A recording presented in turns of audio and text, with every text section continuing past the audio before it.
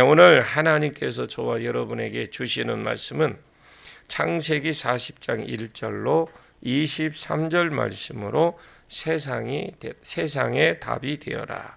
47-2강 두 번째 시간 함께 은혜 받기를 원합니다. 왕의 죄수들이 두 분이 술 맡은 관원장, 떡 맡은 관원장이 그들이 요셉에 갇혀 있는 그 감옥으로 오게 됩니다. 어쨌든 이유는 모르겠지만 왕이 열을 받아서 옥에 넣었는데 그 옥에 요셉이 이미 갇혀 있었습니다. 나중에 요셉하고 연결을 시키기 위해서 섭리하고, 즉 하나님께서 섭리하고 일하고 계심을 강조하고 있는 두 말씀인데, 이 두 사람을 요셉에게 붙여주었죠. 나중에 바로왕 앞에 세우시려고 하나님께서 자꾸 일을 해 가시는 중입니다. 우리가 보기에는 재수가 없어서 형님들에게 의해서 노예를 팔리고 보디발에 또 팔려서 보디발의 아내에게 또 누명을 써서 감옥에 간 것 같지만은 아니라는 거죠. 로마서 8장 28절에 우리가 알거니와 하나님을 사랑하는 자 그 뜻대로 부르심을 입은 자들에게는 모든 것이 합력하여 선을 이루느니라. 사랑하는 자 곧 그 뜻대로 부르심을 입은 자는 모든 것을 합력하여 선을 이룬다. 마태복음 10장 28절에 우연이 없다라고 있습니다.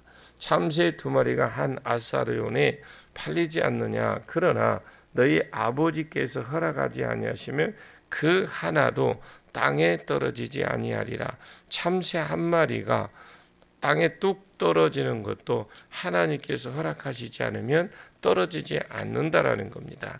자, 4절을 한번 보겠습니다.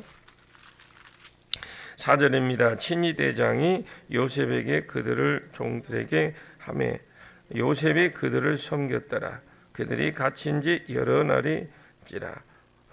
여기 보면 친위 대장이 요셉에게 그들을 수종들게 하매, 근데 요셉이 그들을 섬겼더라.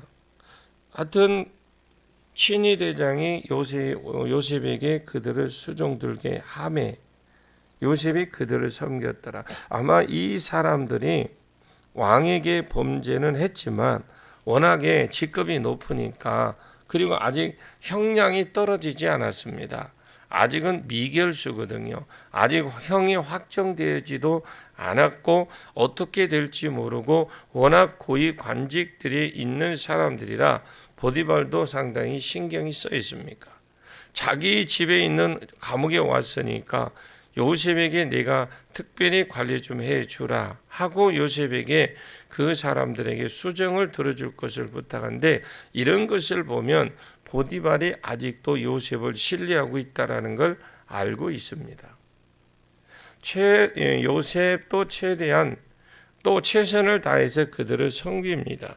친위 대장이 요셉에게 그들을 수종들게 하며 요셉이 그들을 섬겼더라. 그들이 갇힌 지 여러 날. 이 섬겼다라는 말은 쉐라트라는 말인데, 이 말은 존경함으로 섬겼다라는 뜻입니다. 그냥 어쩔 수 없이 섬기는 것이 아니라 엘리사가 엘리야의 몸종입니다. 엘리야를 섬겼더라. 그때에 이 쉐라트라는 말을 썼는데, 여호수아가 모세를 섬길 때에, 또 신하들이 왕을 섬길 때에 이런 샤라트라는 말을 쓰이는데, 억지로 마지못해 섬기는 것이 아니라 진짜 마음을 다해서 섬겼다라는 거죠. 친위 대장이 부탁을 하니까 관계가 깨어진 것 같지만 두 사람의 관계는 끈끈했습니다. 요셉을 믿고 두 사람을 부탁하고 요셉은 마음을 다해 경외함으로 잘 섬겨 드렸습니다. 이것이 하나님께서 요셉을 높여 주시는 이유라고 봅니다. 하나님 나라에 참 하나님 나라 자체가 참 이상한 나라입니다. 너희 중에 누구든지 높아지고자 하면 다른 사람을 섬기는 종이 되라. 마태복음 20장 26절 27절에 너희 중에 그렇지 않아야 하나니 너희 중에 누구든지 크고자 하는 자는 너희를 섬기는 자가 되고 너희 중에 누구든지 으뜸이 되고자 하는 자는 너희의 종이 되어야 하리라. 너희의 종이 노예를 말합니다. 종, 노예. 높아지고자 하면 섬기는 자가 되고, 그리고 최고로 높아지고자 한다면 아예 종이 되어서 섬겨라. 하나님 나라는 큰 소리치고 권력을 휘둘러서 높아지는 나라가 아닙니다. 섬김으로 높아지는 나라인데, 그냥 눈에 보이든 안 보이든 맡은 그 직책을 가지고 그냥 들어가서 섬기는 것이 하나님 나라입니다. 요셉이 어디를 가도 임마누엘이 되어 하나님이 계셔 주셨지만은 주신 그 계시를 가지고 떵떵거리고 자기를 과시하지 않고, 그래서 그 자리에서 섬기고 또 일반적으로도 섬기고 기왕에 섬기는 것 잘 섬겼더니 감옥에서도 죄수의 반장이 되고 높은 관직의 죄수가 와도 경외함으로 섬겼습니다. 그렇게 최선을 다해서 섬기니까 그들의 눈에 들어올 수밖에 없죠. 그러다가 국무총리가 되고, 국무총리가 되었을 때에도 이 사람은 또 섬깁니다. 습관을 쫓아서 훈련받은 대로 살게 되어 있습니다. 여러분 삶 가운데 섬김이 체질화되기를 축복합니다. 내려가서 섬기면 하나님이 높여주시고 올려주십니다. 어쩔 수 없습니다. 하나님은 그렇게 약속을 하셨기 때문에 그렇게 준행을 하십니다. 내가 높임을 받으려고, 내가 자꾸 높아지려고 한다면 어느 순간에 내려앉는 자신의 모습을 발견하게 될 겁니다. 여러분이 섬기려고 하면, 또 말없이 섬기면 모든 사람이 알아주는 자리로 하나님이 높여주게 되고 올라가게 될 겁니다. 이것이 성경이고 이것이 요셉의 삶이었습니다. 요셉이 어디를 가도 되는 사람이 되고, 이 요셉이 어디를 가도 되는 사람이 되고 두드러지게 나타나고 눈에 드러나고 은총을 받고 나중에 무엇을 맡겨도 돌아보지 않는 사람이 되었느냐? 집사 때도, 감옥에서도, 나중에 총리가 되었을 때도 바로왕에 돌아보지 않았어요. 나는 모르겠다. 요셉이 가서 물어봐라. 나야 모른다. 요셉에게 가서 물어봐라. 그가 시키는 대로 해라. 바로왕도 돌아보지 않았다라는 겁니다. 왜? 섬김으로 했기 때문에. 제가 인천 기쁨의 교회에 운영위원으로 협력자로 섬기고, 이 생명수 치유센터에 또 제주 섬김교회 선교회도 주강서로 섬기는 것도 내가 하고 싶어하는 것이 아니잖아요. 요셉의 아이고 내일 모레 죽을 사람입니다. 여러 날 같이 있었지만 그러나 경외함으로 섬겼습니다. 자, 5절 보겠습니다. 5절이요. 시작. 옥에 갇힌 애굽왕 술 맡은 관원자와 떡 굽는 자 두 사람이 하룻밤에 꿈을 꾸니 각기 그 내용이 다르더라. 이 술 맡은 관원장과 떡 맡은 관원장이 하룻밤에 꿈을 꾸었던 겁니다. 한날 한씩 꿈을 꾸었죠. 자기 직업하고 관계된, 자기 운명하고 관계된 꿈을 꾸었습니다. 내용은 좀 달랐지만 한날 한시에 꿈을 꾸었죠. 벌떡 일어나고 벌떡 일어난 것 같은데 안 자고 왜 일어났느냐? 내가 꿈을 꾸었다. 나도 꿈을 꾸었다. 근데 요 조금 이상하다. 그 당시에 꿈은 신들의 계시입니다. 느부갓네살이 꿈을 꾸었는데 자꾸 알려고 합니다. 왜? 근데 해석을 못 해주니까 모든 술객들을 다 죽여라 그랬어요. 왜 그러느냐? 꿈은 신들의 계시라는 걸 알았기 때문에 그렇습니다. 바로왕도 꿈을 꾸었는데 해석해내라 합니다.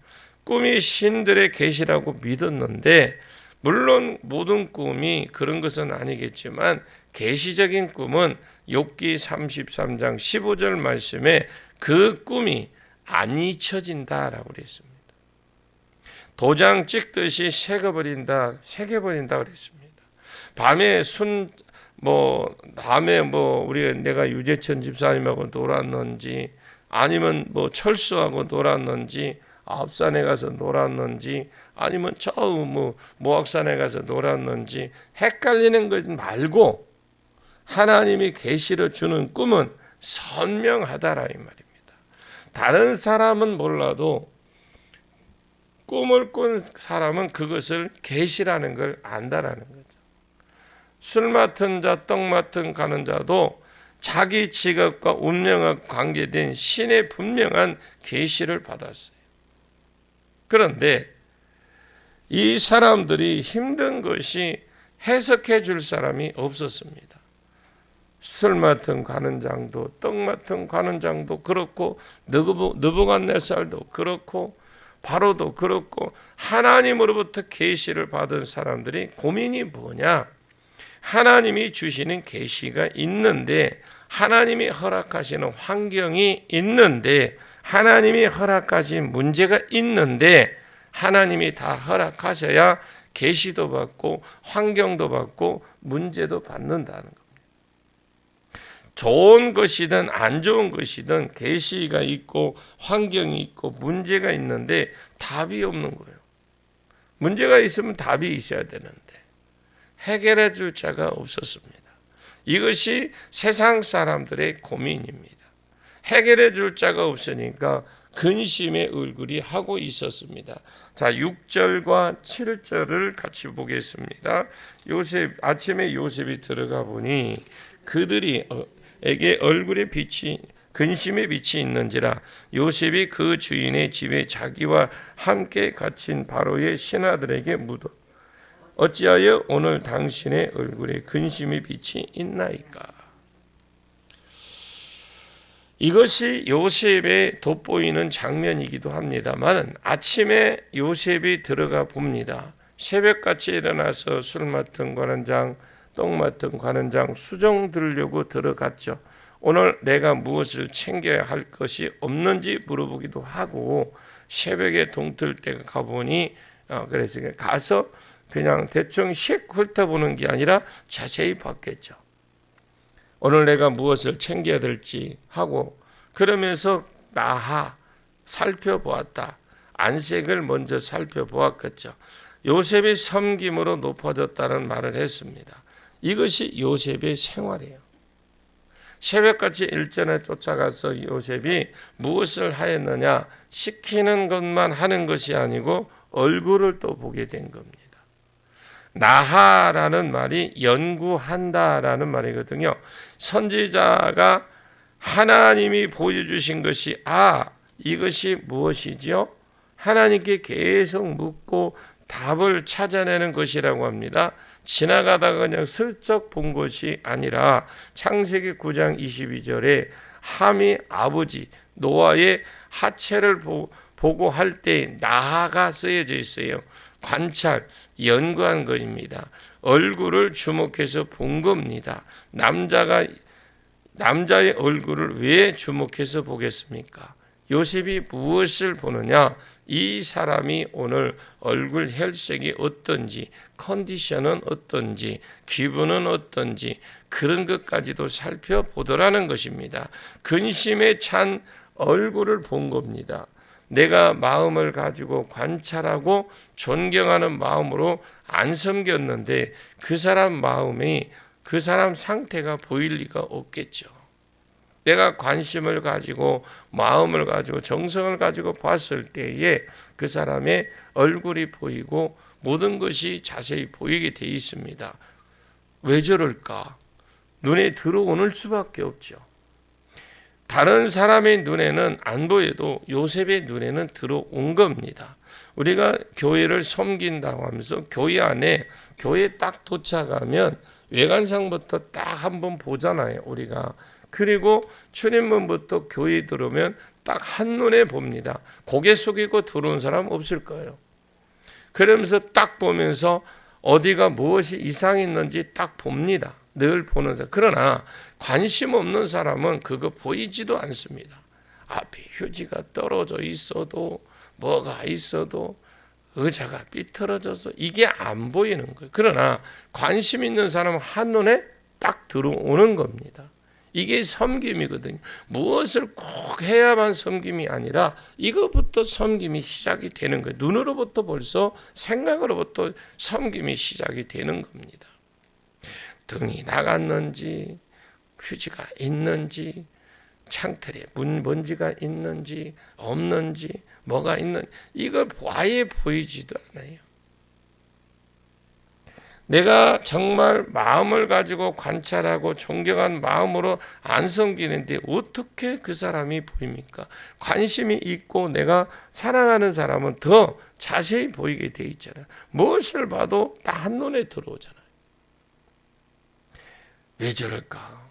딱 하면서 눈에 딱 들어오는데 보디발을 섬길 때도 그렇게 섬겼고 누구를 섬기든지 제수를 섬기든지 간수를 섬기든지 바로왕을 섬기든지 누구를 섬겨도 이렇게 섬기니까 눈에 뜨이고 들여두드러지고 하나님이 높여지는 겁니다. 그 얼굴이 창백함에 눈에 보이는데 그래서 물은 겁니다. 당신의 눈빛이 얼굴빛이 왜 그렇습니까? 왜 근심된 얼굴을 하고 계십니까? 물어본 겁니다. 그 떡 맡은 관원장, 술 맡은 관원장이 물어본 게 아니거든요. 물어보는 건데 물어보고 답을 제시해 주려면 나중에 누가 수발 들어야 됩니까? 자기가 그냥 지나가지 않고 보는 겁니다. 당신의 얼굴에 근심이 빛이 있습니다. 무슨 안 좋은 꿈이라도 꾸셨습니까? 이렇게 섬기니까 이 높은 술 맡은 관원이 이 28살짜리에게 자기 마음을 열고 신뢰를 가지고 자기 꿈도 이야기하고 자기 마음을 드러내잖아요. 이거 어린 것이 뭐 알겠나? 오늘날 목회자도 그렇고 사장도 그렇고 모든 사람과의 관계가 그렇습니다. 사람이 없는 것이 아니고 믿을 사람이 없는 겁니다. 여러분이 어디에 소속이 되었든지 요셉의 섬김이 있기를 주의 이름으로 축원합니다. 경외함으로 섬기려고 하고 부지런히 섬기고 얼굴빛을 살피고 그래서 8절 봅니다. 그들이 그에게 이르되 우리가 꿈을 꾸었으나 이를 해석할 자가 없도다. 요셉이 그들에게 이르되 해석은 하나님께 있지 아니하니까 청하건대 내게 이르소서. 그들이 그에게 이르되 우리가 꿈을 꾸었으나 이 꿈은 계시입니다. 우리가 꿈을 꾸었습니다. 계시를 받았습니다. 이것이 문제가 아닙니다. 우리가 꿈을 꾸었는데 계시를 받았는데 해석을 할 자가 없다라는 거죠. 이것이 이 세상 사람들의 문제이고 답답함입니다. 잘 나갈 때에 문제가 없어요. 그러나 하나님이 말씀하실 때가 있습니다. 하나님께서 말씀을 통해서 말씀하실 때도 있지만 어떤 불신자들을 통해서 어떤 요구를 하고 말씀하시는 것이 있어요. 모든 환경 속에는 하나님의 계시가 있음을 믿으시길 바랍니다. 문제를 주심으로 말씀하시고 환경에 어렵게 해서 어떤 말씀을 하고 계십니다. 많은 사람들이 이런 문제가 있습니다. 그것이 자녀의 문제든 돈 문제이든 진로의 문제이든 가정의 무슨 문제든이 문제가 있어요. 하나님이 허락하신 문제가 있습니다. 그런데 답이 없어요. 해석해 줄 자가 없어요. 이것이 세상 사람들의 괴로움이고 고통입니다. 이것을 해결하려고 무당을 찾아가고 해결이 안 되니까 자살을 합니다. 그러면 점쟁이가 이것을 풀까요? 맞추기는 합니다. 맞추기는 해요. 미래가 아닌 과거를 맞춘다 이 말입니다. 귀신이 들어 앉아 있기 때문에 옛날의 이야기는 해줄 수가 있어요. 에이, 네 아들이 무슨 중독이네. 왜? 이미 중독이 돼 있는 거 귀신이 가르쳐 주니까 아는 거야. 용하네. 이럴 수 있는데 그 중독된 그것을 어떻게 해결할지 답은 없다 이 말입니다. 그러면 뭐 팔아먹습니까? 부적을 팔아먹든지 아니면 구술해라 이래요. 부적을 아들 베개 속에 넣어라. 그러면 그 부적의 전기를 받아서 더 심하게 됩니다. 왜냐하면 그런 무당과 접촉을 통해서 귀신이 들어와서 활개를 친다는 걸 아셔요. 본격적으로 사단에게 속박에 당하게 되어 있습니다. 문제는 답이 있는데 답이 없어요. 문제는 답이 있는 거 아닙니까? 답이 없는 거예요. 문제가 생겼는데 해결책이 없는 겁니다. 요셉이 뭐라고 대답을 했느냐? 여러분 본문 8절 중간에 보시면은 우리가 꿈을 꾸었으나 해석할 자가 없도다. 요셉이 그들에게 이르되 해석은 하나님께 있지 아니하나이까. 왜 해석이 하나님께 있습니까? 꿈을 주신 분이 하나님이시니까. 그 문제를 허락하신 분이 하나님이시니까. 하나님이 허락하신 것을 사람이 풀지 못합니다. 하나님이 굽게 하신 것을 사람이 펴지 못한다는 거죠. 전도서 7장 13절 14절에 하나님께서 행하시는 일을 보라. 하나님께서 굽게 하신 것을 누가 능히 굽게 하겠느냐. 형통한 날에는 기뻐하고 공고한 날에는 되돌아보아라. 이 두 가지를 하나님이 병행하사 사람이 그의 장래일을 능히 헤아리 알지 못하게 하셨느니라. 하나님이 딱 구부려 놓은 것을 사람이 못 편다라는 거예요. 해석은 누구에게 있지 않습니다. 하나님께 있지 않습니까? 왜 하나님께 있느냐? 하나님이 주신 계시이기 때문에 하나님이 답을 주시는 겁니다. 그리고 누가 하느냐가 이제 문제죠. 그러면 이거 하나님이 구별한 거 문제를 제시했고 하나님께 답이 있는데 그런 문제를 누구하고 누가 이 일을 하느냐? 하나님과 연결이 되어 있는 자가 답이라 이 말입니다. 그래서 뭐라고 대답을 하느냐? 요셉이 그들에게 이르되 해석은 하나님께 있지 아니하나이까. 청하건대 내게 이르소서 내가 풀어드리이다. 뭐입니까? 자기가 하나님과 연결이 되어 있다라는 거죠. 따라합니다. 그 꿈을 내가 가지고 그 꿈을 내게 가져오소서. 내가 풀어드리겠습니다. 예, 그러잖아요. 그 꿈을 내게 가져오십시오. 내가 그 꿈을 풀어드리겠습니다. 그 문제를 제게 말씀해 주세요. 해보세요. 제가 풀어드리겠습니다. 해석은 하나님께 있지 않습니까? 하나님께 기도해 보세요. 이렇게 하지 않았어요. 여러분이 답을 줄 수 있는 자가 되십시오. 아이고 그 문제 기도해봐. 이게 아니에요. 이게 해석은 하나님께 있지 않습니까? 기도해 보십시오. 이렇게 하지 않았어요. 해석은 하나님께 있지 않습니까? 내게 말해 보세요. 내가 풀어드리겠습니다. 아무나 할 수 있는 말이 이게 아니라는 겁니다. 아무나 할 수도 있습니다. 이게 아무나 안다고 해결할 수 있는 문제가 아니죠. 그러면 누가 하느냐? 임마누엘을 경험해 본 사람만 할 수 있어요. 하나님과 동행하고 하나님과 함께하는 자만 알 수 있다는 거죠. 여호와께서 요셉과 함께 계심에 하나님이 그냥 가만히 계시는 분이 아니라 옆에 계셔서 말씀해 주시고 기름 부어 주시고 어떤 때는 손에 능력까지 주시고 어떤 때는 힘도 생기고 삼손의 힘이 생겼습니다. 어떤 이는 예언을 하고 드보라, 어떤 이는 불구가 왼손을 오른손같이 쓰게 하고 어떤 사람은 전쟁의 영이 임하게 하고 어떤 사람은 전략에 임하게 하고 분별하고 어떤 사람은 보고 듣고 아멘. 능력이 나타나고 성령님이 가만히 계시는 분이 아니라는 거예요. 성령이 오시면 그 안에서 일하시는 하나님이십니다. 이것을 인지하는 데부터 여러분의 변화가 일어나게 될 겁니다. 머리로만 하는 것이 아닙니다. 실제로 내 삶 가운데 이것을 믿고 인지하는 데부터 변화가 일어난다는 거죠. 자, 그러면 이게 한 번으로 따라합니다. 그 문제를 내게 갖고 오세요. 예, 나머지 답은 제가 다녀와서 여러분들의 답변을 문제를 제가 드렸어요.